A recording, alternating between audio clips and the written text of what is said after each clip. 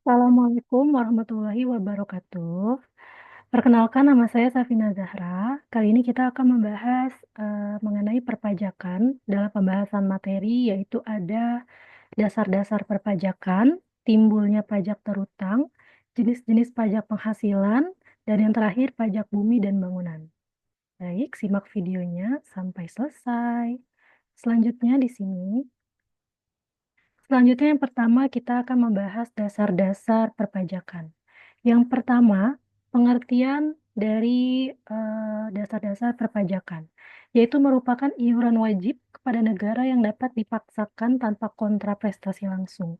Menurut beberapa ahli, pengertian perpajakan adalah, menurut Prof. Dr. PJA Andriani, pajak adalah iuran kepada negara yang dapat dipaksakan yang terhutang oleh yang wajib membayarnya menurut peraturan-peraturan dengan tidak mendapat prestasi kembali yang langsung dapat ditunjuk dan yang gunanya adalah untuk membiayai pengeluaran-pengeluaran umum berhubung dengan tugas negara untuk penyelenggaraan pemerintahan. Menurut Prof. Dr. Rohmat Sumitro, SH, pajak adalah iuran kepada kas negara berdasarkan undang-undang yang dapat dipaksakan dengan tiada mendapat jasa timbal balik kontra prestasi yang langsung dapat ditunjukkan dan yang digunakan untuk membayar pengeluaran umum. Selanjutnya di sini dapat disimpulkan, pajak adalah iuran dari rakyat kepada negara, dapat dipaksakan atau dipungut sesuai dengan ketentuan dan perundang-undangan yang berlaku tanpa jasa timbal balik atau kontraprestasi, langsung yang dapat ditunjukkan secara langsung digunakan untuk membiayai rumah tangga negara atau pemerintah pajak dapat pula mempunyai tujuan yang tidak budgeter, yaitu mengatur oleh karena itu perpajakan harus dijalankan untuk kehidupan berbangsa dan bernegara. Selanjutnya, fungsi perpajakan. Satu, fungsi perpajakan dapat dibagi menjadi dua, yaitu fungsi anggaran atau disebut dengan fungsi budgetir. Dalam fungsi ini, pajak merupakan salah satu sumber penerimaan pemerintah untuk membiayai pengeluaran rutin maupun pembangunan. Yang kedua, fungsi mengatur atau disebut dengan fungsi reguler. Dalam fungsi ini, pajak dianggap mengatur dan mencapai tujuan tertentu di bidang politik, ekonomi, budaya, sosial, keamanan, dan pertahanan. Selanjutnya ada hukum pajak, yaitu adalah cabang hukum yang mengatur mengenai pemungutan pajak, kewajiban pajak, serta hak dan kewajiban pajak. Berikut adalah beberapa aspek penting dalam hukum pajak. Satu, dasar hukum. Hukum pajak biasanya didasarkan pada perundang-undangan, peraturan pemerintah, dan peraturan daerah yang mengatur jenis tarif dan prosedur pajak. Selanjutnya ada kewajiban pajak. Setiap wajib pajak memiliki kewajiban untuk membayar pajak sesuai dengan ketentuan yang berlaku. Ini termasuk pelaporan dan pembayaran tepat waktu. Selanjutnya ada hak wajib pajak.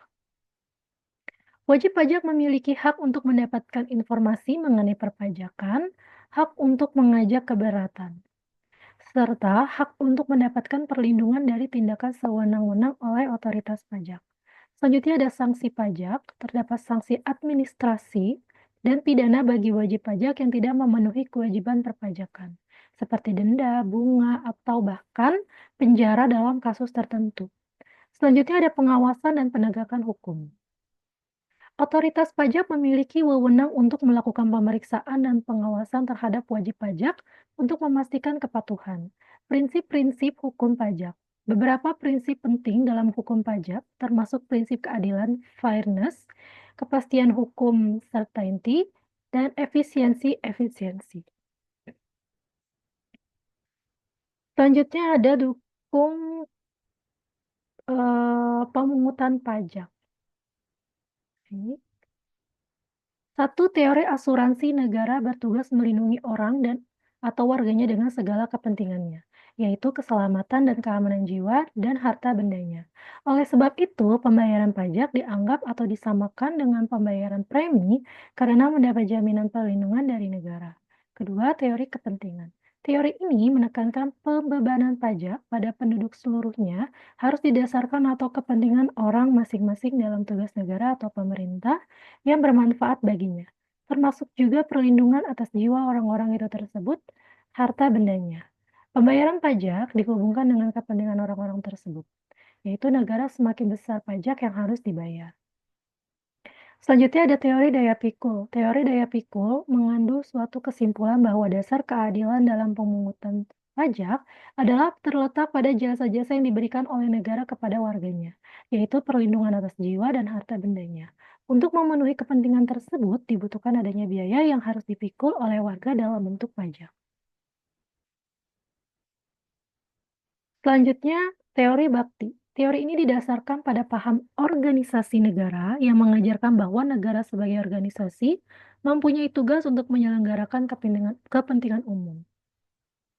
Selanjutnya ada teori asas daya beli. Menurut teori ini, fungsi pemungutan pajak yaitu diambil daya beli rumah tangga, masyarakat untuk rumah tangga negara, kemudian menyalurkan kembali ke masyarakat dengan maksud untuk memelihara kehidupan masyarakat dan untuk membawa ke arah tertentu, yaitu kesejahteraan. Jadi penyelenggaraan kepentingan masyarakat inilah yang dianggap sebagai dasar keadilan pemungutan pajak, bukan kepentingan individu, juga bukan kepentingan negara, melainkan kepentingan masyarakat yang meliputi keduanya.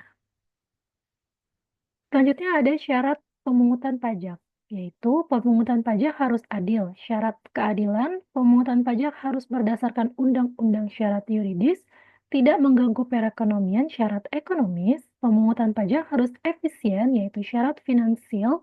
Sistem pemungutan pajak harus sederhana. Selanjutnya kita bahas di sini syarat keadilan. Adil dalam hal perundang-undangan dan adil dalam pelaksanaan pemungutan pajak. Mengenakan pajak secara umum dan merata, serta disesuaikan dengan kemampuan masing-masing, memberikan hak wajib pajak untuk mengajukan keberatan penundaan dalam pembayaran dan mengajukan banding kepada pengadilan pajak. Syarat yuridis diatur dalam Undang-Undang 1945 Pasal 23 Ayat 2. Memberikan jaminan hukum untuk menyatakan keadilan bank negara maupun warganya. Syarat ekonomis tidak boleh mengganggu kegiatan produksi maupun perdagangan sehingga tidak menimbulkan kelesuan perekonomian masyarakat. Syarat finansial, biaya pemungutan pajak harus lebih rendah dari hasil pemungutannya, sesuai dengan fungsi penganggaran. Salah satu sumber dana bagi pemerintah untuk membiayai pengeluaran-pengeluarannya. Sederhana, mempermudah dan mendorong masyarakat memenuhi kewajiban perpajakan. Undang-undang pajak tersebut apakah sudah memenuhi? Yaitu ada bea materai, 167 macam tarif, 2 ada macam tarif, tarif PPN beragam, satu tarif pajak perseroan untuk badan dan pajak pendapatan, untuk perseorangan PPh badan maupun perseorangan. Selanjutnya jenis pajak menurut golongan. 1. Pajak langsung. Pajak yang harus dipikul sendiri oleh wajib pajak dan tidak dapat dibebankan atau dilimpahkan kepada pihak lain.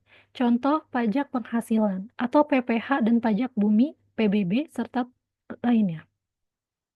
Pajak tidak langsung yang membebankan dan dilimpahkan kepada pihak lain. Contoh pajak pertambahan nilai PPN, pajak penjualan atas barang mewah, PPNBM, dan lain-lain. Selanjutnya jenis pajak menurut sifatnya.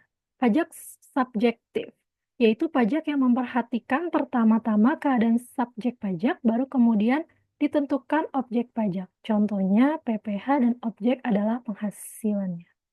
Pajak objektif, yaitu pertama-tama melihat keadaan objek pajak meliputi benda, keadaan, perbuatan, peristiwa yang menyebabkan timbulnya kewajiban membayar, baru kemudian ditentukan subjek pajaknya. Tidak mempersoalkan apakah subjek ini bertempat kedudukan di Indonesia atau tidak. Contohnya PPN dan PPNBM.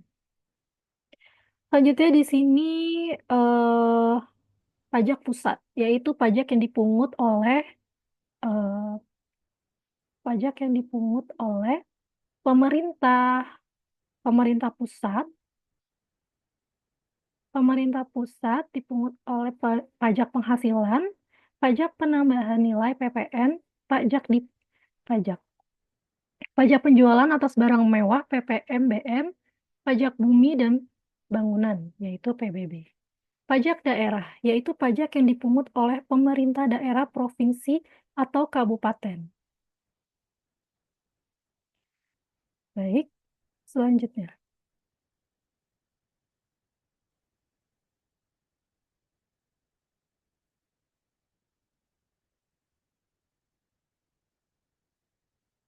Selanjutnya di sini ada tarif pajak.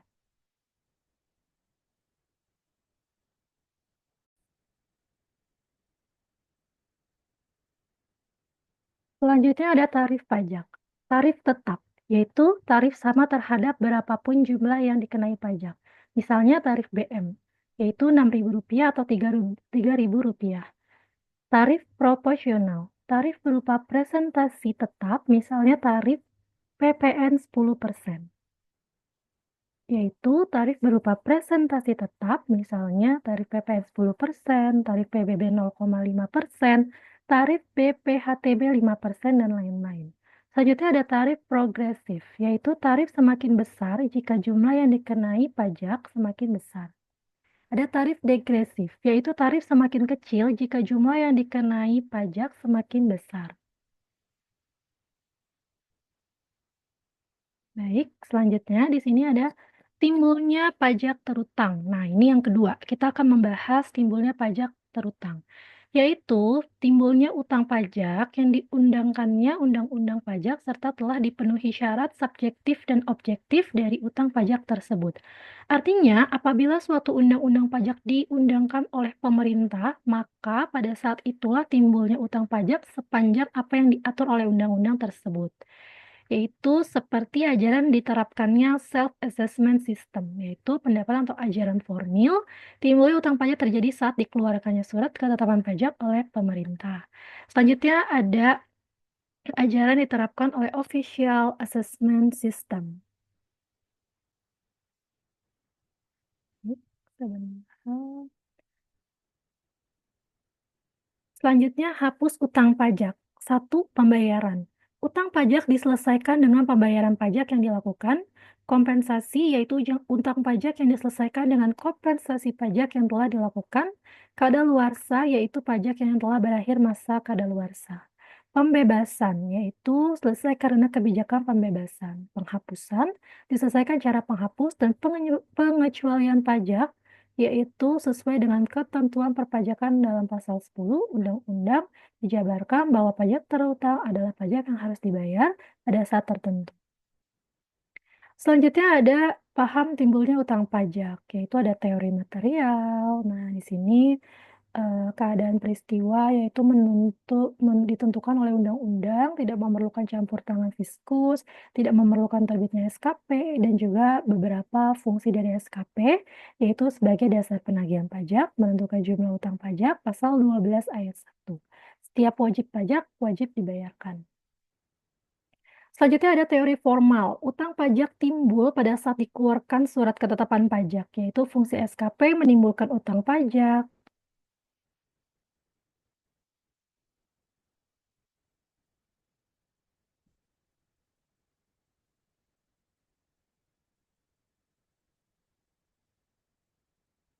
Menimbulkan utang pajak, dasar penagihan pajak, menentukan jumlah pajak terutang, dan fiskus berperan. Nah, di sini beberapa ada SPBKB, juga ada beberapa ya, teman-teman. Selanjutnya ada fasilitas perpajakan. Fasilitas perpajakan diberikan tidak terbatas, modal asing diberikan juga kepada penyimpan uang, serta fasilitas berupa pengenaan pajak.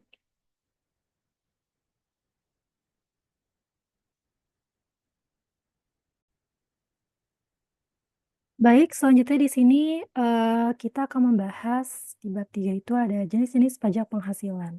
Pajak penghasilan atau PPh adalah pajak yang dikenakan atas penghasilan yang diterima atau diperoleh oleh individu atau badan usaha dalam suatu periode tertentu. Pajak ini merupakan salah satu sumber pendapatan utama bagi negara. Selanjutnya, di sini ada beberapa poin penting terkait pajak penghasilan, yaitu subjek pajak penghasilan dikenakan kepada orang pribadi individu, badan hukum seperti perusahaan, yayasan, dan organisasi. Objek pajak yaitu penghasilan yang dikenakan pajak meliputi gaji, upah, honor, imbalan, keuntungan, serta penjualan aset, bunga, dividen, yang bentuk penghasilan lainnya. Tarif pajak yaitu, penghasilan, yang diterapkan dengan tarif progresif, individu, dan juga semakin tinggi presentasi pajaknya untuk badan usaha biasanya lebih tetap. Pemotongan dan penyetoran. Dalam banyak kasus, pajak penghasilan dipotong langsung oleh pemberi kerja. Pelaporan yaitu wajib pajak, wajib melaporkan penghasilan yang diperoleh dan pajak yang terutang melalui SPT, surat pemberitahuan. Kredit pajak dan pengurangan, yaitu wajib pajak mungkin berhak atas pengurangan atau kredit pajak tertentu yang dapat mengurangi jumlah pajak terutang. Selanjutnya subjek pajak. Segala sesuatu yang mempunyai potensi atau memperoleh penghasilan menjadi sasaran dikenakan pajak penghasil berkenaan dengan penghasilan yang diterima atau diperoleh subjek pajak dalam tahun pajak. Selanjutnya ada subjek pajak dalam negeri dan luar negeri. Subjek pajak dalam negeri adalah orang pribadi yang bertempat tinggal di Indonesia, badan yang didirikan atau bertempat kedudukan di Indonesia, yaitu kecuali memenuhi kriteria pembentukan berdasarkan ketentuan peraturan undang-undang, pembiayaannya bersumber dari APBN atau APBD, penerimaan dimasukkan dalam anggaran pemerintah pusat atau pemerintah daerah. Selanjutnya ada warisan yang belum terbagi sebagai satu kesatuan menggantikan yang berhak. Nah, ini subjek pajak luar negeri, yaitu orang pribadi yang tidak bertempat tinggal di Indonesia. Selanjutnya ada objek pajak penghasilan kena pajak termasuk gaji, honorium, dividen, bunga, sewa, keuntungan, dan penjualan aset. Tarif pajak. Ini tarif progresif untuk individu, semakin tinggi penghasilan maka semakin tinggi tarif pajak. Nah, tarif tetap untuk badan yaitu biasanya diatur dalam undang-undang misal 22%. Ini pelaporan pajak yaitu kredit pajak dan pengurangan, yaitu ada sanksi dan kepatuhan pajak, peraturan dan kebijakan perpajakan. Nah, ini contoh dari perhitungan pajak penghasilan atau PPh. Contoh satunya misalkan bruto 120 juta per tahun, biaya dapat dikurangkan 20 juta. PTKP atau penghasilan tidak kena pajak sendiri 54 juta. Jadi 120 juta itu per tahunnya dikurangi 20 juta hasilnya 54 juta. Ini langkah-langkah perhitungan PKP ya, hitungan penghasilan kena pajak. PKP penghasilan bruto dikurang biaya dikurang PTKP penghasilan bruto biaya. Jadi 120 juta dikurang 20 juta dikurang 54 juta hasilnya 46 juta dan PKP-nya 120 juta dikurang 20 juta dikurang lagi 54 juta sama dengan 46 juta PKP. Nah, 120 juta dikurang 20 juta dikurang 54 juta 46 juta. Jadi hitung penghasilan pajaknya itu 46 juta. Nah, hitung pajak terutang. Tarif PPh untuk PKP sama dengan 50 juta dibagi 5%. Pajak PKP dikali 5%. Jadi 46 juta dikali 5% sama dengan 2.300.000. Jadi pajaknya 40 juta per items. Nah, di sini pajaknya berarti 5% itu dikenakan 5% pajaknya sekitar 2.300.000. Jadi pajak 5% 2.300.000 seperti itu. Lanjut yang terakhir ini ada pajak bumi dan bangunan. Pajak bumi dan bangunan atau PBB merupakan salah satu sumber pendapatan daerah yang penting dalam mendukung pembangunan dan pelayanan publik. PBB dikenakan atas objek pajak yang berupa tanah dan bangunan yang memiliki nilai ekonomi dan fungsi strategis dalam masyarakat. Selanjutnya ada konsep pajak bumi dan bangunan, yaitu pungutan yang harus dibayar atas keberadaan bumi dan bangunan yang memberikan manfaat dan status sosial ekonomi bagi seseorang atau badan yang mempunyai hak atasnya untuk mendapatkan manfaat padanya. Karena pajak bumi dan bangunan bersifat material, besaran tarif yang ditentukan dari luas dan kondisi tanah atau bangunan yang ada. Ini nilai objek pajak atau NJOP, yaitu harga rata-rata yang diperoleh dari transaksi jual beli yang terjadi secara wajar dan apabila tidak terdapat transaksi jual beli, NJOP ditentukan melalui perbandingan harga dengan objek lain yang sejenis. Dan selanjutnya ini ada objek pajak yaitu menurut PBB yang ditunjukkan dengan klasifikasi pajak bumi dan bangunannya itu pengelolaan patokan dari bangunan menurut nilai jualnya yang digunakan sebagai pedoman dan juga memudahkan dalam perhitungan. Dan bukan termasuk objek pajak, yaitu pajak bumi PBB tersebut berdasarkan manfaat dan kegunaannya. Subjek pajak PBB adalah pihak yang dikenai kewajiban untuk membayar pajak atas objek pajak berupa tanah dan bangunan. Jenis subjek pajak yaitu orang pribadi, badan hukum. Ini ada contoh soal, misalkan NJOP tanahnya 300 juta, NJOP bangunannya 200 juta. Jadi rumusnya adalah NJOP tanah ditambah NJOP bangunan sama dengan 300 juta ditambah 200 juta hasilnya 500 juta. Tarif PBB-nya itu 0,1%. Nah, perhitungannya 300 juta ditambah 200 kan 500 juta. Jadi, itu untuk total NJOP. Hasilnya 500 juta dan hitungan PBB terutangnya 500 juta dikali 0,1% tarif PBB-nya. Jadi hasilnya 500.000. Jadi PBB terutang adalah 500.000. Baik, mungkin itu saja yang dapat saya sampaikan. Kurang lebihnya mohon maaf. Wabillahi taufiq wal hidayah. Wassalamualaikum warahmatullahi wabarakatuh.